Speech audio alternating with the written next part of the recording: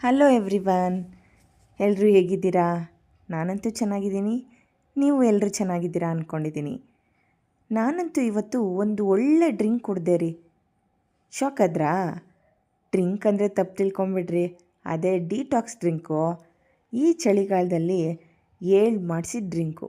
ಹೇಗೆ ಅಂತೀರಾ? ಈ ನೆಗಡಿಯಿಂದ, ಕೆಮ್ಮಿಂದ ಎಲ್ಲರೂ ಸಮಸ್ಯೆಗಳನ್ನ ಅನುಭವಿಸ್ತಿರ್ತಾರೆ. ಈ ಸಮಸ್ಯೆಯಿಂದ ಹೊರಬರೋದು ತುಂಬ ಕಷ್ಟ. ಅದಕ್ಕೆ ನಾನು ಈ ಡ್ರಿಂಕ್ಸ್ನ ಮಾಡಿಕೊಂಡು ಕುಡಿದು ನನಗೂ ಒಳ್ಳೆ ರಿಸಲ್ಟ್ ಸಿಕ್ಕಿರೋದಕ್ಕೆ ನಿಮಗೂ ಕೂಡ ತಿಳಿಸ್ತಾ ಇದ್ದೀನಿ. ನೀವು ಕೂಡ ಇದನ್ನು ಒಂದು ಸಲ ಮನೇಲಿ ಟ್ರೈ ಮಾಡಿ ರಿಸಲ್ಟ್ ಹೇಗೆ ಬಂತು ಅಂತ ನನಗೂ ಕಮೆಂಟ್ಸಲ್ಲಿ ತಿಳಿಸ್ಬಿಡಿ, ಆಯಿತಾ? ಹಾಗೆ ಒಂದೊಂದು ಸಲ ನಮಗೆ ಈ ನೆಗೆಟಿವ್ ಥಾಟ್ಸ್ ಅನ್ನೋದು ಎಲ್ರಿಗೂ ಬಂದೇ ಬರುತ್ತಲ್ವಾ? ನನಗೂ ಒಂದೊಂದು ಸಲ ಬರುತ್ತೆ. ಆದರೆ ಈ ನೆಗೆಟಿವ್ ಥಾಟ್ಸ್ ಅಂತೂ ಯಾವುದೇ ಪ್ರಾಬ್ಲಮ್ಗೂ ಸೊಲ್ಯೂಷನ್ ಅಲ್ವೇ ಅಲ್ಲ, ಹೌದಲ್ವಾ? ಯಾವಾಗಲೂ ಆದಷ್ಟು ಪಾಸಿಟಿವಾಗಿ ಥಿಂಕ್ ಮಾಡಿ. ನಾನಂತೂ ಮಾಡ್ತೀನಪ್ಪ.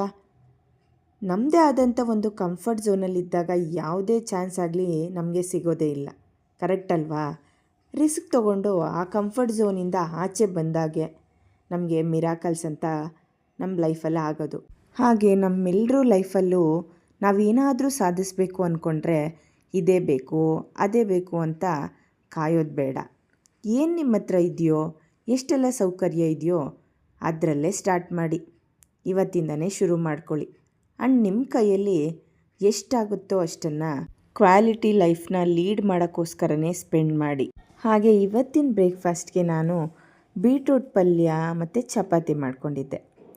ಆರೋಗ್ಯವೇ ಭಾಗ್ಯ ಅಂತ ಇಷ್ಟೆಲ್ಲ ಪ್ರಿಪೇರ್ ಮಾಡಿ ತಿಂದ್ರೂ ನನ್ನ ಮಗ ಹೇಳ್ತಾನೆ, ಅಮ್ಮ ನಾನು ನಿನಗಿಂತ ಸ್ಟ್ರಾಂಗು ಅಂತ.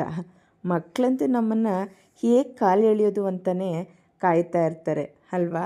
ಹಾಗೆ ಮಾರ್ನಿಂಗ್ ಬೇಗ ಎದ್ದೋಳೋದ್ರಿಂದ ನಮ್ಮ ಆರೋಗ್ಯ ಸಮಸ್ಯೆ ಏನೇ ಇದ್ದರೂ ಕೂಡ ಕಡಿಮೆ ಆಗ್ತಾ ಬರುತ್ತಂತೆ. ನಾನು ಇದನ್ನು ಫೀಲ್ ಮಾಡಿದ್ದೀನಿ, ನೀವು ಕೂಡ ಫೀಲ್ ಮಾಡಿದ್ದೀರಾ ಅಂತ ಕಮೆಂಟ್ಸಲ್ಲಿ ತಿಳಿಸಿ. Love you all.